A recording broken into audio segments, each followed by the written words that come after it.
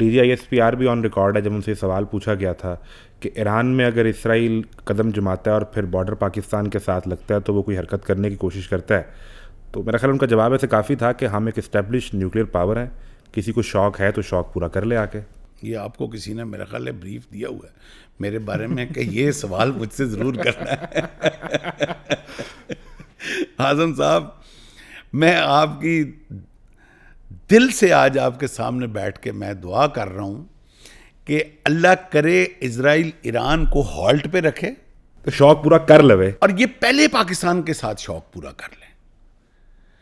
اور اس کو اگر ہم نے تگنی کا ننگا ناچ نہ نچایا تو پھر ہمارا نام بھی پاکستانی نہیں ہے. اس کو اندازہ ہی نہیں ہے پاکستان کی کیپیبلٹی کا. اور ابھی ہمیں تو خود پوری طرح اپنی قوم کا اندازہ نہیں ہے، اس کو کیا اندازہ ہونا ہے؟ سر ہمارے لوگ رائفل پکڑ کے رینجرز کے ساتھ فصلوں میں کھڑے ہو کے اس میزائل پہ فائر کر رہے ہیں. ہمیں اپنی کیپیبلٹی کا خود ابھی اندازہ نہیں ہے. یہ اور اللہ کا بڑا کرم ہے کہ اللہ نے ہمیں ابھی اپنی کیپیبلٹی میں ہمیں تھوڑا سا اوقات میں رکھا ہوا ہے. مئی میں ہم نے تو ایکچول میں صرف 35 منٹ کی جنگ لڑی ہے، باقی تو ٹھاٹھو تھا. یہ 35 منٹ کا مئی 2025 کی جنگ کا نتیجہ یہ ہے کہ اگلے 25 سال تک ہم سے 10 گنا بڑا ناسور دشمن کھانس نہیں سکتا ہمارے آگے. اب فرنٹل جنگ نہیں کر سکتا، پراکسیوں کے اوپر اترا ہوا ہے. اور جس طرح کو کمی کمین ہوتا ہے نا، جو چودھری کے ساتھ اس نے بیر لینا ہوتا ہے تو وہ کبھی اس کی گائے چوری کروا دیتا ہے، کبھی اس کا بیل چوری کروا دیتا ہے. اس طرح بھارت اب کبھی افغانستان کے تھرو آئے گا، کبھی BLA کے تھرو آئے گا، کبھی مجید بریگیڈ کے تھرو آئے گا. ابھی سامنے سے نہیں آ سکتا.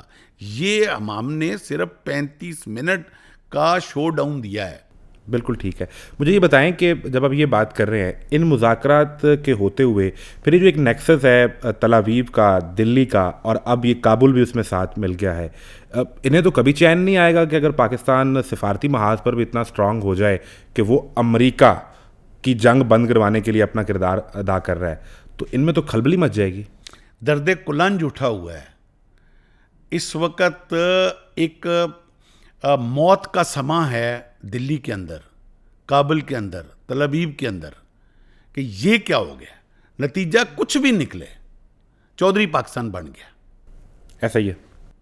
جنگ کسی کی تھی، جیت پاکستان کی ہے. اور اللہ کرے اگر یہ سیٹلمنٹ ہو جاتی ہے اس وقت، کیونکہ میرے حساب سے ایران یہ جنگ کمپلیٹلی جیت چکا ہوا ہے. چاہے آپ وہ ملیٹریلی گیج کر لیں اس کو، چاہے آپ اس کو ٹیکٹیکل لیول پہ گیج کر لیں، چاہے آپ اس کو اسٹریٹجک لیول پہ گیج کر لیں، چاہے آپ اس کو اسپریچول لیول پہ گیج کر لیں. ایران یہ میچ جو ہے وہ 5-0 سے جیت چکا ہو. کیونکہ اس میں جو جنگ کی لوز اینڈ ون کے جو گیجٹس ہوتے ہیں نا، وہ طے ہوتے ہیں اٹیکرز کے ٹارگٹس کے ساتھ. یہاں اٹیکر کون ہے؟ ایران، اسرائیل اور امریکہ. امریکہ نہیں، US پریزیڈنٹ ڈونلڈ ٹرمپ. ان دونوں کو الگ الگ لے کے چلیں. ان دونوں کو الگ الگ. ٹھیک ہے. اچھا، اب ٹارگٹ کیا ہے ان کا؟ نمبر 1 ٹارگٹ ہے کہ ایران کا جو نیوکلیر پروگرام ہے اس کو مکمل طور پہ ہم نے تباہ کر دینا. دوسرا ٹارگٹ ہے کہ ایران کے میزائل پروگرام کو ہم نے مفلوج کر دینا. ٹھیک ہے. تیسرا پروگرام ہے کہ ایران کا ہم نے رجیم چینج کرنا. چوتھا پروگرام ہے کہ رجیم ہم نے اپنی مرضی کا چینج کرنا. جی ایسا ہی ہے. یہ 4 ٹارگٹ جو کہ دیوار کے اوپر لکھے ہوئے تھے، کوئی پنہا نہیں تھے. سارے وہ US پریزیڈنٹ کے ٹویٹس موجود ہیں، نیتن یاہو کی سپیچز موجود ہیں. اب میں فیصلہ آپ کے سننے والوں پر، دیکھنے والوں پہ چھوڑتا ہوں. ان میں سے کوئی ایک ٹارگٹ بھی انہوں نے اچیو کیا؟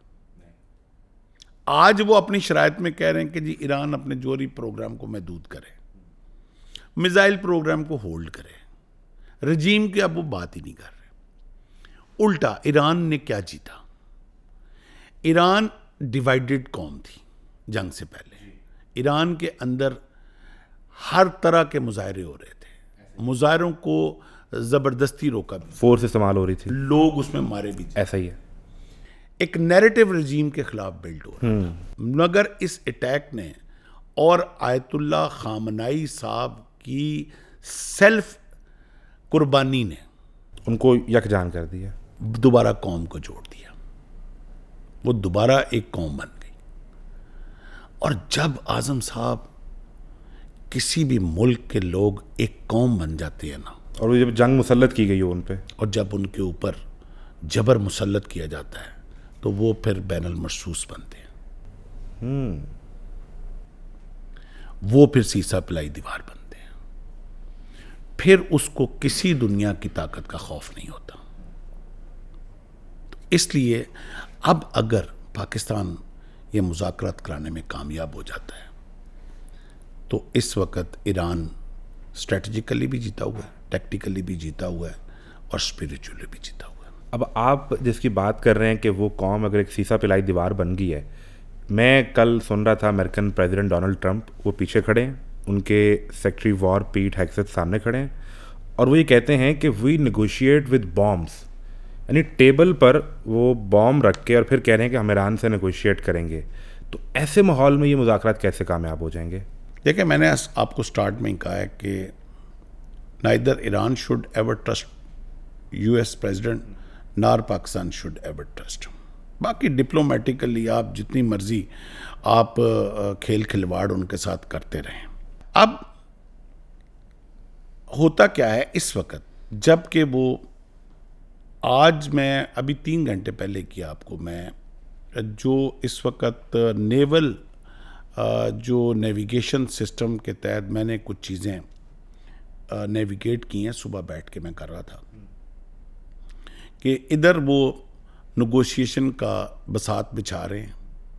पाकिस्तान इसलिए उन्होंने सजेस्ट किया है कि उनको पता है कि ईरान पाकिस्तान के ऊपर ट्रस्ट करेगा, लेकिन उसके साथ साथ ना तो ईरानी अपनी आंखें बंद कर रहा है, ना ही ईरान हल्के में आ रहा है। आज उन्होंने 78वीं अपनी वेव जो है वो लॉन्च कर दी है, जबकि यूएस इस वक्त पैरेलल, इस वक्त 3 उनके जो बैरी बेड़े हैं, वो जो अब्राहम लिंकन है, वो इस वक्त वो अरेबियन सी से वो गल्फ ऑफ ओमान में मूव कर चुका हुआ है।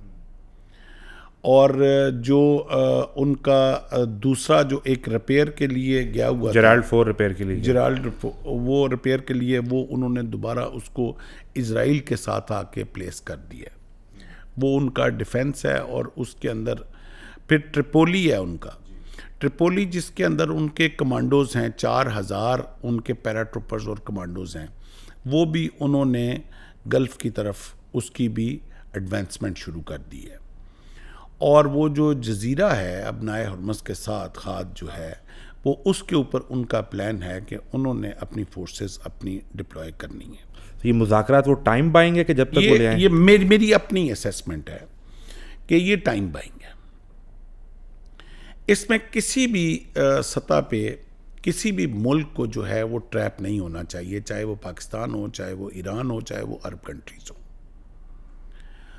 और अब इन्होंने देखें, ये नेतन्याहू ने जब से हमारी सल्तनत उस्मानिया ख़त्म हुई है, उसके बाद से 1924 से लेके 1926 तक 102 साल बनते हैं आज़म साहब। इस जंग की तैयारी जो स्टैनिक फोर्सेस हैं उन्होंने की हुई थी। They will never give up like this. ये जो बाल के पूजने वालों के अंदर और खुदा के पूजने वालों के बीच में ये जंग है, ये इतना इस तरह हल्के में नहीं छोड़ेंगे। और they will go to any extent, ये फोर्सेस भी उतारने की ऑप्शन पे जाएंगे।